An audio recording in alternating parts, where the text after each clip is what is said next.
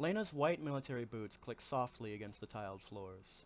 The hallway fluorescent lights are dimmed, and the world feels unusually silent after 3 days of endless artillery fire.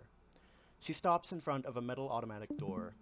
Outside, the sky is an inky black painted with bright stars, but the spring air is stagnant, and there is still the taste of gunpowder that makes her stomach twist. Lena lifts her hand to knock, hesitates, then drops it quickly before her skin can touch the cool metal of the door. She knows she shouldn't be here. This is inappropriate. Her worries and fears over a single combatant, even the treasured Headless Reaper, weren't appropriate sentiments to express as the 86 Strike Package's commanding officer. And yet, she can't force herself to walk away from Shin's bedroom door. The bottom of her chest seems to be twisting and cracking. Her fingers tremble. Lena brings her hand up to clench in front of her chest, hoping it will stop the shaking. The Legion's invasion had been a surprise, and so many noble men and women lost their lives over the last 3 days defending the base. Isn't it enough for her to know that Shin is alive and uninjured? Her heart should be satisfied with that fact, Lena thinks. So why is she still here, standing selfishly in front of his door just because she can't rest? Her shoulders slump and she squeezes her eyes shut. It feels like she can barely breathe.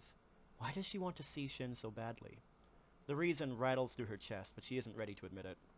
She's about to leave when there's the whooshing sound of an automatic door opening, and Lena's gaze darts up. It's like time stops as she meets a pair of ruby-red eyes. Shin, Lena begins, but her voice catches. Shin is dressed in a plain red t-shirt with the number 86 printed in block letters across the front. Black pajama shorts hug his waist. Unconsciously, her eyes trace over him, noting the fresh cuts and bruises and heavy bags underneath Shin's gaze. A new wave of guilt assaults her. Lena drops her eyes. Something sticks in her throat she can barely swallow. Against her will, Lena's eyes and nose begin to sting. Lena! Shin's deep voice whispers in the quiet hallway, like a soft caress that makes her chest ache more. What's wrong? Is everything okay? Lena shakes her head. She opens her mouth to respond that it's nothing and that she is sorry to bother him, but her throat tightens. Lena, he says her name again, so gently that Lena can barely stop the tears from leaking down her face. She's pathetic. Shin has been up for the last 3 days straight, barely sleeping so that he could monitor the Legion's movements. And yet, here she is, crying like a princess needing comfort instead of letting him rest. Lena wants to turn around and run away, but before she can move, Shin steps forward and unintentionally, Lena's eyes rise to catch him in her gaze. He tilts his head slightly so he can look at her face. His red eyes are piercing. What's wrong? Why won't you tell me? Lena quivers and draws in a shaky breath. Shin's red eyes are piercing as they look at her.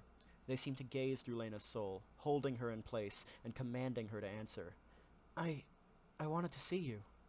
Her voice is soft and barely above a whisper, but Shin's eyes widened and his cheeks redden slightly. Then he looks away and steps back. Do you want to come in? He asks, avoiding her gaze. He scratches his cheek. The red deepens. It's better than talking out in the hallway. Lena hesitates and then nods, sweeping inside. His room is small and bare. A twin-sized bed is pushed up against the right wall, and a small desk sits adjacent to it. The only personalization to the room is a row of books set up on a small shelf. No pictures or other personal artifacts line the walls. The only hint that someone occupies the room is the military uniform draped on the back of the desk chair and a row of books. She walks to the middle of the room and turns to face Shin. He closes the door, never taking his eyes off of her. Lena swallows and licks her lips. She has rehearsed what she wants to say to him on her way over, but now that she is standing in front of him, the words won't form. She clutches her hand over her heart as her body begins to tremble again. As if sensing her distress, Shin steps closer until he is in front of her. She can't meet his red eyes, so drops her head to stare at the gray flooring. She swallows again, trying to get the words she wants to say, needs to say, out. I'm home, dummy. What? She curls her hand into a fist and hits it against his chest. Shin doesn't even flinch. It probably doesn't even hurt him. Trying to fight back the tears, she leans forward and rests her head against Shin's chest. He stills at the contact. This is very unlike her, and honestly Lena does not know where this sudden anger come from, but she can't stop herself as the dam holding back her emotions abruptly breaks and all her pain and fear overwhelm her. You dummy. You promised. You promised you wouldn't leave me. Her eyes sting, and she can feel moisture accumulating on her eyelashes. You promised never again. I was so afraid. When you were surrounded and I lost contact, I thought it was the merciless queen all over again. She chokes on a strangled sob. Slowly, as if he is unsure of the proper way to comfort her, Shin lifts his hand to circle her waist and draws her closer. Lena's hands curl against his chest. Her body trembles. I'm sorry. He rubs gentle circles over her back, taking her weight as she leans further into him and maneuvering him to sit on the edge of his bed. Don't apologize. It's not your fault. The Legion purposely cut you off from support and surrounded you. I know. I know. But tears are falling freely down Lena's face now and wetting Shin's shirt underneath her. Her body is trembling. Thank you for coming back. Shin rests his chin against the crown of her head. Of course. His voice is gruffer as he pulls her closer. Lena swallows back a sob and buries her face into his chest. She needs to apologize and let Shin sleep, but instead her hands seem to clench him closer. She'll leave in a minute, she tells herself as her body continues to shake within his arms. They stay like that for a while.